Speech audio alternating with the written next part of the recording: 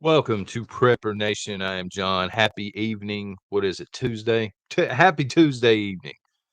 Thank you very much for being here. So, I want to talk about mistakes this evening. All preppers have made mistakes, right?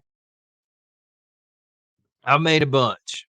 Most preppers have made mistakes. In fact, if somebody's out there in the prepping community and you know somebody that's never made a mistake when it comes to prepping, please introduce me to this person. I got to figure out where the mind's at, but most of us have made mistakes, and what's important is we learn from these mistakes, right? So before I go over, I have a top 10 list of the mistakes I've made. I've made more than 10, by the way, but these are the 10 that came to mind. But let's get a few things out of the way here. Okay, prepping is a lifestyle. You'll hear this a lot in the community and chat and stuff like this, and I couldn't agree more. You know, it's different for people, it's different for each of you and myself, but something something happens, a light switch goes off. Now maybe, as a kid, it's instilled to you. Maybe you had parents that instilled this onto you. For others, it's a weather event. That's the case with me. Maybe it was 9/11, maybe it was Y2K, whatever. The point is you've learned how to prep, you've learned that preparation is important. And because it's a lifestyle, what this means is two things. It requires a lot of time and it does require some money at some point. There are clever ways to get around some of the money that's involved. There are clever ways to do things, and you can repurpose things, and you can focus on free stuff like skills and mental fitness and spiritual fitness. But at some point, you've got to spend some money too as a prepper. Um, and because it's so time consuming, because it's a lifestyle and you once it turns on, you can never quite turn it off, right? Because of this, sometimes it's easy to lose focus or be distracted, which is what we were talking about yesterday morning. Distractions all over the place by design, I think, especially when it comes to mainstream media. And sometimes that can lead to it being easy to be discouraged or burn out on prepping, and some people, unfortunately, they get discouraged, they get burnt out, they walk away from it altogether, and you hate to hear that stuff like that is happening. I would appreciate it really quick if you shot a thumbs up and hit subscribe if you've not done so.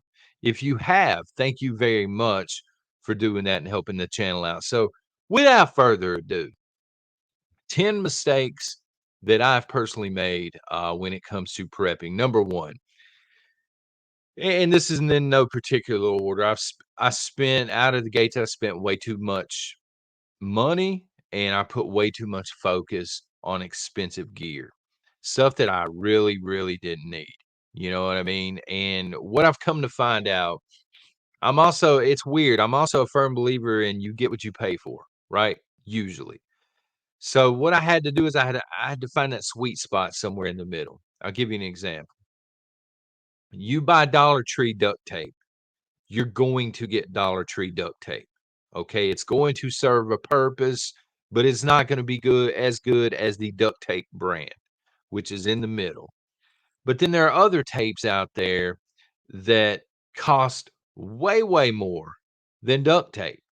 And you have to question that. Like, do you really need something better than the duct tape brand when it comes to, duct tape and what you're trying to accomplish with this? So, cheaping out and getting the dollar 25, cent screwdriver at the Dollar Tree, you're going to end up with the dollar and 25-cent screwdriver. But on the flip side, do you really need to spend $50 on a screwdriver when something cheaper will do the job? So this is something I had to learn. It took me a while. I started with prepping magazines before I even found the prepping community on YouTube. And the magazines would always feature, I guess, the higher end stuff. And so I just assumed, hey, I'm not a real prepper unless I have this gear that I'm seeing in the magazines. And it took me a while to realize, no, son, you're doing it all wrong here and you're breaking the bank doing so. Number two, and this we're going to be covering this Thursday on the Radioactive podcast. It is a live stream that we do once a week. It's this week, it's very practical information. But not everyone preps the same. Not everyone is the same, and they should not approach it in the same way. And this is something that I also had to learn the hard way.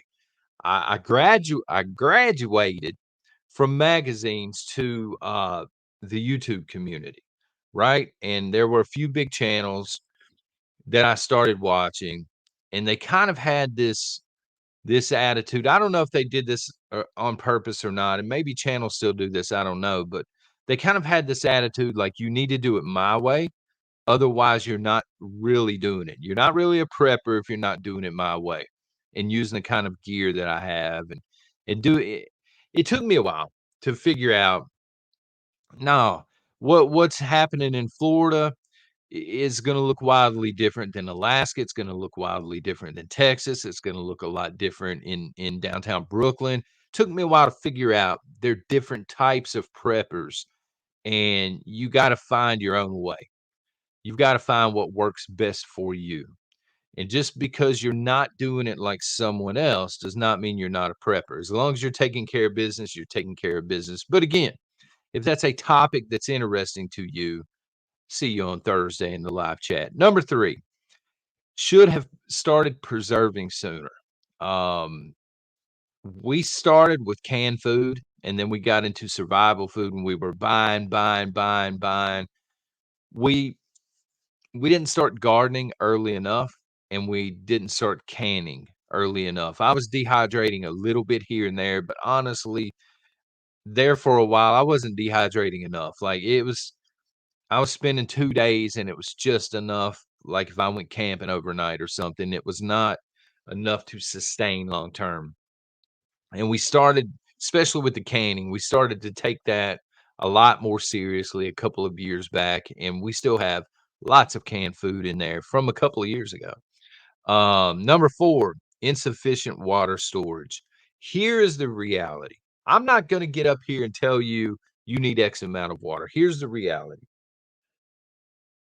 If I ask 100 people in chat, how much water do you need to prep? I'm going to probably get 70 different answers because it's all over the place. You know, some people want more than enough, right? Because they're thinking about taking showers, they're thinking about shaving, they're thinking about washing clothes. Other people are thinking about how much water do I need just to survive?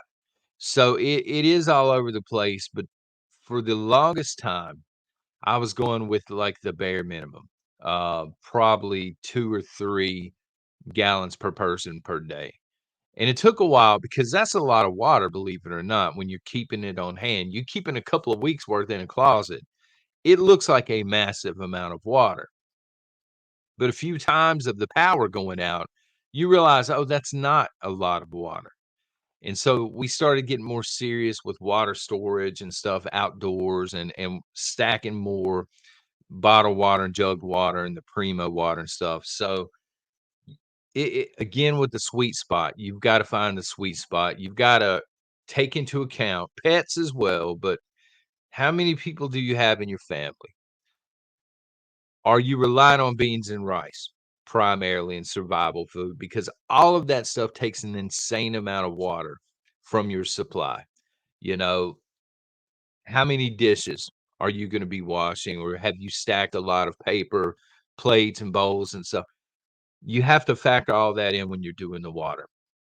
And that's just something I didn't do early on. Number 5, this one still burns. Missed a chance to buy property.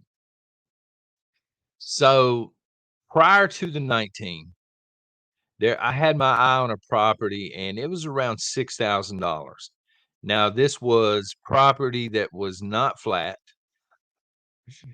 and it was not huge, okay, but it was ideal. It was in a really, really good spot out in the middle of nowhere. I saw this come up. I remember telling Miss Nation, I think I'm gonna jump on this. And I was checking out the listing, contacted the realtor, and I realized it had been sitting there for a few years. And I said, well, I bet you if I wait around, it'll come down in price. Again, the cheapskate in me, right? And what ended up happening was the 19. And the moment the 19 hit, it seemed like everybody, it was like the gold rush back in the, California days. Everybody's running out to the West Coast, scooping up whatever they can. And this property tripled in value. And I basically lost this property because I was cheap and I waited. Perfect, perfect place to bug out. It would have had to been cleared off and stuff like this. But I could have made it work and I knew that. And instead, yeah, we got bug out property, but it's shared with other family members now. So I missed out on that one. It just got unaffordable. Number 6, out of towners. Allow me to explain. So speaking of the 19, what I started to see at the beginning of the 19, the first few weeks, maybe the first month, was number one, I didn't realize how many preppers were in this area. I could go into a grocery store early on and I could see prepping stuff. Boom, it was gone. They had other stuff. They still had frozen fish sticks and stuff like this. The beans, the rice, the peanut butter, your powdered stuff was gone. Your staple foods, or they were in limited supply. And I said, "Wow, there are a lot of people prepping." But what I came to realize was what was happening was people were driving a couple of hours from another area, and they were coming in preppers, I guess, or hoarders, I don't know, whichever. They were coming in and they were just hammering what we had in this area and just scooping it all up. And I didn't realize this was going to happen, admittedly, with the 19. I figured, it's not too populated around here. Should be plenty to go around. I mean, we got some here at the Ponderosa, but no, people were coming. They were filling their trunks up again, 2, maybe 3 hours out of area, hitting every grocery store in sight in our area and getting back on the interstate. Bringing me to number 7, building relationships. And I'm going to give you an example of this. We got flea markets in this area. Some people, I think out west, call them swap meets, but same thing. And I've bought several older computers for writing and stuff off my buddy Mike. Used to run, he had an indoor spot. I could trust the stuff I was buying from this guy, friend, know him well. He always hooked me up with a decent deal. Well, Mike gets a job at a local pawn shop. Okay, I'm trying to make this story not so boring. So I stop in to see him one day, and the owner of the pawn shop is there. I don't know this guy from Adam, but Mike introduces me, and I bring up the fact that, hey, I noticed you don't have any silver bullion. You really should start selling it. I don't see any, silver pieces here whatsoever, because it stood out as odd to me that a pawn shop this size doesn't have silver. And he proceeds to tell me I don't sell silver. I stack it. And so this starts a conversation and I get to know this guy. And eventually, during the 19, I was able to barter things back and forth with this man because I knew that he took silver. Um, I was able to go in. Now he's not gonna do this. He's not crazy. He's not gonna do this with boom booms or anything that you have to register, but other stuff, very small generator. Dude's got $250 on it. And I'm like, well, would you take 300 in silver at spot price? So this kind of stuff. And it's completely off the books. We just swap out and I'm out of there. That sort of thing. Building these sorts of relationships, been able to do it there, been able to do it at Amish stores. We've gotten in so good with one of the Amish stores, which is about an hour away, but still, I've bought so much there, from furniture to gifts for Miss Nation, and special days, Valentine's and stuff, that they will actually hold stuff back from me. If they're getting low on something and it's a staple, or they'll even, you know, they'll get in touch with me. hey, we're running low on this. Do you need any before? It's crazy. I know it sounds crazy, but I've built relationships in this way, and it does matter. And I wish I would have known this earlier on. Number 8, too many flash and hard drives. I made this mistake. Yeah, I've since gone analog. I used to back everything up on thumb drives and the USB hard drives and stuff that Caveman hooked me up with. But somewhere along the way, I sat down one day and I said, son, if the grid is down, completely fried, these are going to be worthless. I mean, they're going to have the information on there, maybe as long as they're in a Faraday bag, but I'm not really going to be able to use them long term. This is not the way. So, again, I've become analog since that time. And I wish I would have done that sooner. Leading me to number 9, books. Books, books, books, books, man. Everything from survival manuals to Amish cookbooks to Great Depression cookbooks, everything. Books are key as long as you can find them on sale. Because again, getting into the flash drives and the hard drives, you don't need the grid for books. You can read by candlelight. It was done for thousands of years, right? So books, stack older magazines. Sometimes um we have a friend who preps, and her and her husband, and her mom works at the library. She's like over the entire thing. So again, cheapo right here. So one of the things I will do is I will go in when they have a stack of the prepping magazines. They're like 6 months to a year old or whatever, and I'll just go in and pay pennies on the dollar and buy them all at one time. Rather than them just throw them away, they're like, "Hey, do you want this stack of prepping magazines for like 20 bucks?" And I'm like, "Sure." You know, a lot of good information in there. Number 10, learning to pace myself. And here is the issue, and I guarantee you some of you have dealt with this, okay? Early on. Maybe it is your early on. Maybe you're kind of new to prepping. What happens is, or at least what happened with me, the light switch goes off and you realize instantaneously, oh my God, this is pretty important. I need to prep lights out right now. And you hit the ground running like it is a 100-yard dash. You're sprinting. You're trying to do everything at one time, and this will lead to burnout fast. Okay. And what I realized along the way, this is not a sprint. This is not a 100-yard dash. This is a 3,200-meter distance run, and you have to pace yourself.